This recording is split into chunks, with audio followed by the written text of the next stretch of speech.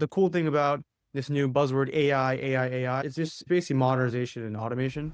The goal is to reduce spend and really get to the point where per year we see cost savings of about $28 million. All your radiology, all your blood tests, all these things can now have an AI behind it. It's flexible, it's scalable, it can be used.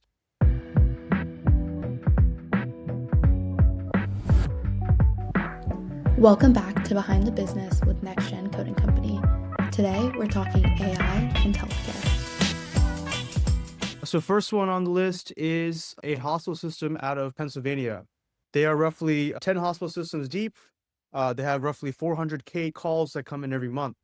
They have a staff that, is looking to basically cut the costs here, make them more efficient. Right now, it's all manual. So think about around 10 hospitals. That's pretty big. Across 10 different locations, a bunch of different clinical applications. But really what you're looking at is a massive manual process that can't scale with humans. But the cool thing about this new buzzword AI, it's just basically modernization and automation. Really what they are they're basically workflows that are very specific for the tasks that this end user is kind of calling in. So let's say if you want to go to this hospital system, you go there, you call them, you call this call center. It usually goes 3 or 4 ways. Some kind of prescription, you're going to go and try to talk to the doctor. You want to usually schedule something. So very, very easy stuff, just like filling a calendar. On the back end, the database is only really looking at, what are they checking on, if there's availability, things like that. The other thing you have to think about is, with this proposal, how does it actually tie to cost savings? How does it tie to actual things that will help the CFO or the CIO of the organization say, yeah, this is worth it? Because a lot of times you build code, you build stuff, and it doesn't really work. And in general, it doesn't really give you any type of confidence to actually, continue building. Software should be read by everybody. Software should be something that should actually be useful, where it's not just being used for 6 months and then stops. It should become a foundation of something that you build long-term pipeline where, you can build on top of it. It's flexible, it's scalable, it can be used. So the idea for this is, it's definitely start with the call center, help to automate some of these things. And it's not like it's that hard of coding, but again, if you have no process in place to transition everybody to have everybody in that call center actually use the software. The numbers are about 400K calls that come in every month. The goal is to basically, reduce spend and really get to the point where per year we see cost savings of about $28 million. So the average cost of a person is roughly $30 or usually 22 an hour, but then you have to add the fringe, which is basically all their benefits and things like that. So in general, using these types of models are very good because you can get rid of cost. Now, here's the opposite side.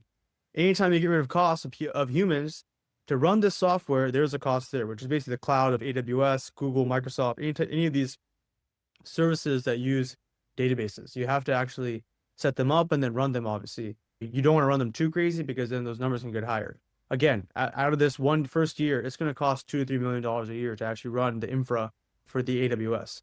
So you're gaining $30 million back at the peak performance. Let's say you gain 15 back good. You still have to use it for at least 2-3 million. So you're going to look at least 10 to 15 million, maybe 20 million max that you can get back in a year. Again, over time, if you go buy 10 more hospital systems, are you going to go double the amount of people calling in? Yes, but also the people that are doing it can now be reduced.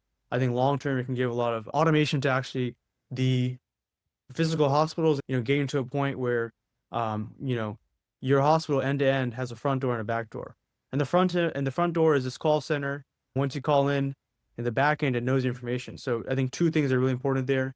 PIH, you have to be very, very careful. PIH is basically personal health information. And then also there's also like different standards like HIPAA, high trust. Basically with that, what's happening is the front door of the organization, of the hospital system, now can be connected to the back door through the EHR system. So basically, as you call in, you talk to the person, that person that's in the call center will slightly know your information that can be pulled up, which doctor, those type of things can also be now seen. And then you can, really pull it to the back end of the clinic workflow. I think it's very, very cool with what you could do there. One is if you call about a problem, right? You can basically get the complaint and the symptoms in the front, most of what a nurse and what a call patient would do. And then in the back end of it, you can actually go and execute on it faster.